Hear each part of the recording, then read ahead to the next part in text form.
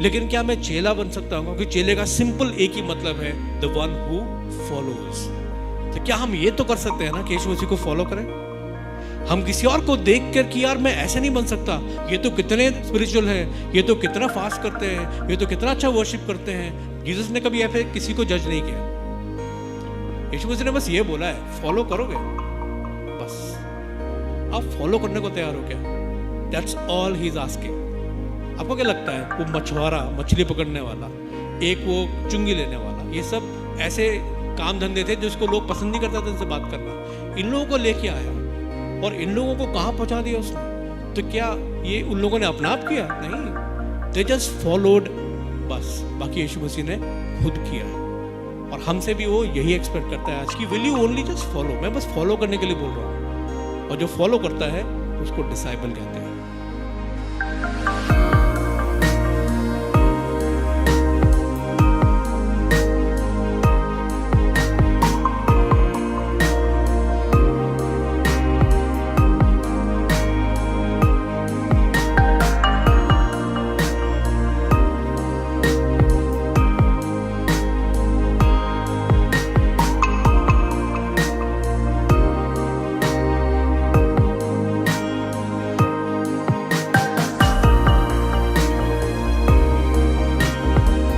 There is power in God's word to change your life. परमेश्वर के वचन में सामर्थ है कि वो हमारे जीवन को बदल दे। It changes things that you cannot change on your own. वो चीज़ें बदल देती है आपके जीवन की जो हम खुद नहीं बदल सकते अपने जीवन के लिए। It changes those things जो हम खुद नहीं बदल सकते, जैसे कि हमारा कैरेक्टर, हमारा नेचर, हमारे एटीट्यूड, हमारे चॉइसेस। करने तो पड़ते हैं कॉन्शियसली, लेकिन कभी कभी फिर भी, है ना।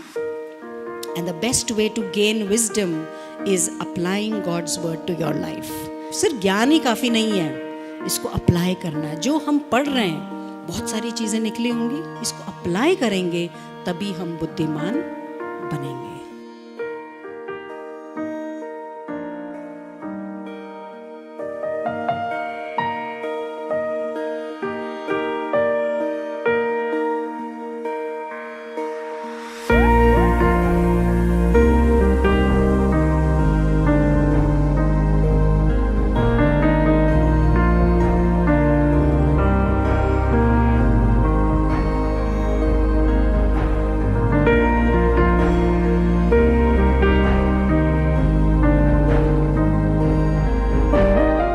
लॉर्डशिप एक प्रोसेस है, वो लाइफ लॉन्ग चलता है। एक चेले के जीवन में प्रभुता एक प्रोसेस है। It goes on till you die.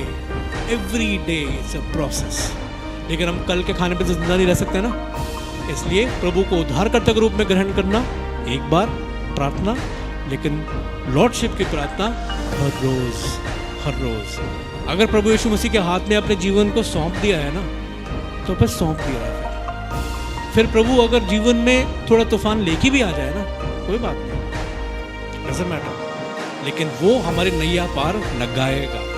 He will take you through, as long as आप वो कंट्रोल के लिए हर रोज प्रार्थना करोगे, लॉर्ड आज का जीवन तू संभालो, यू टेक कंट्रोल। मेरे शब्दों को ध्यान रखना, मैं लड़ाई ना करूँ। मेरी सोच का ध्यान रखना, मैं गलत ना सोचूं, मैं नेगेटिव भी ना सोचूं। मेरे को मेरी मदद करना कि मैं पॉजिटिव रह पाऊँ, मेरी मदद करना कि टेम्पटेशंस में ओवरकम कर पाऊँ, मेरी मदद करना कि मेरे जो वीक एरियाज में उसमें मैं विजय पा सकूँ।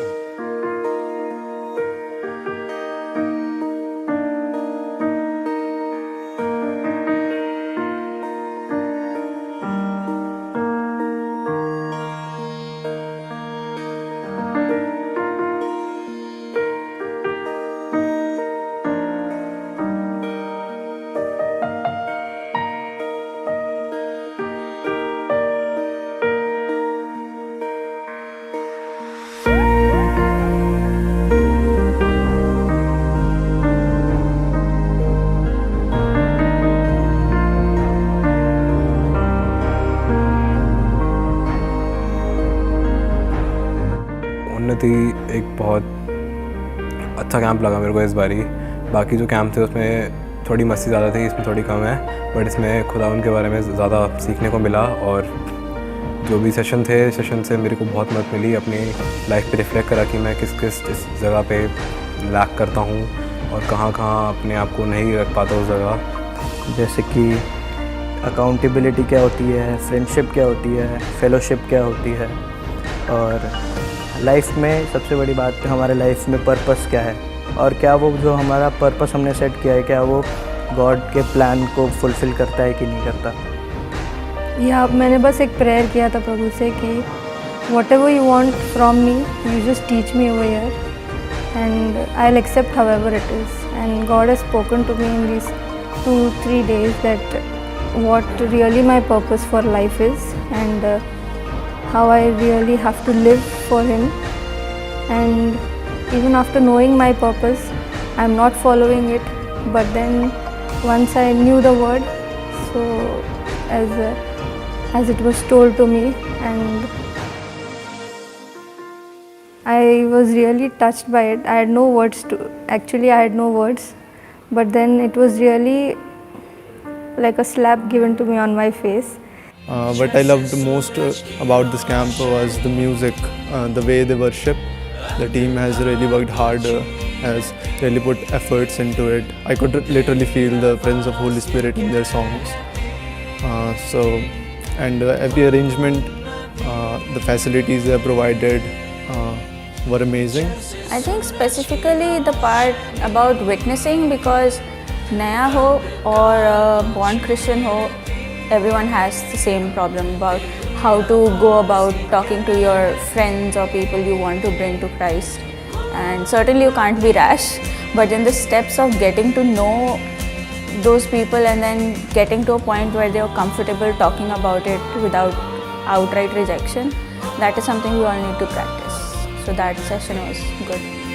मैंने ये सोचा है कि इस कैंप के बाद मैं एक बेहतर तरीके से क्राइस्ट को रिप्रेजेंट कर पाऊँगा अपनी लाइफ के द्वारा, और यही एफर्ट लूँगा कि ज़्यादा से ज़्यादा खुदा के लोगों के साथ संगति करूं और वचन में आगे बढ़ता जाऊं। और इस कैंप से हमने एक सेशन किया अभी रिसेंटली कि चर्चेस में कैसे हम हेल्प कर सकते हैं, और वो मैंने एक निर्णय लिया है अपनी लाइफ में कि मुझे सच में निकल के बाहर सेवा में भी काम करना है, अपनी चर्चेस को हेल्प करना है, अपने लीडर्स को हेल्प करना है, अपने पास्टर्स को हेल्प करना है, ताकि हम सब एक साथ उन्नति कर सकें और परमेश्वर में आगे बढ़ सकें। मैंने पहली बार उन्नति कैंप अटेंड किया तो मुझे बहुत अच्छा लगा, काफ़ी कुछ सीखने को मिला। स्टार्टिंग से एंड तक जितने भी सेशंस थे वो सब काफ़ी रेलेवेंट थे, और एकदम ऐसा लगा कि मेरे लेवल पे आके बात हुई, बहुत सिंपल भाषा में, एकदम आम भाषा में, और बहुत ही अच्छा लगा मुझे।